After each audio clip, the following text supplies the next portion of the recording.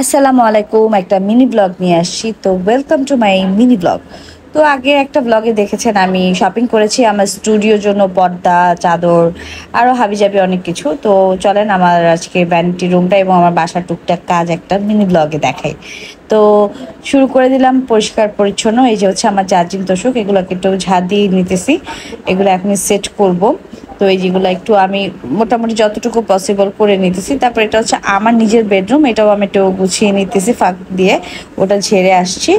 তো এই যে আমার বেডটাকে আমি গুছিয়ে নিলাম, কারণ আমি আমার মানে ঘুম থেকে ওঠার পরে আমার বেড অগোছালো থাকলে আমার একদমই ভাল লাগে না। তো আজকে আমার স্টুডিওটা মোটামুটি একটু ক্লিন হবে, কিন্তু জাস্ট আমি জাজিম তোষকটা সেট করে আমি আসলে আমার আজকে বউ আসবে না, তো এই জন্য আমি একটু ঘরটাও মুছে নিতেছি। তো এই যে আমি ভ্যানিটি রুমে চলে আসলাম।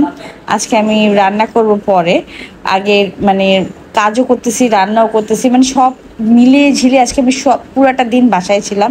এই জন্য একটা বড় একটা ব্লগ হয়নি, ছোট্ট একটা মিনি ব্লগ, যতটুকু ফুটেজ পেরেছি। এই তো আমি মোটামুটি সেট আপ করে ফেলছি।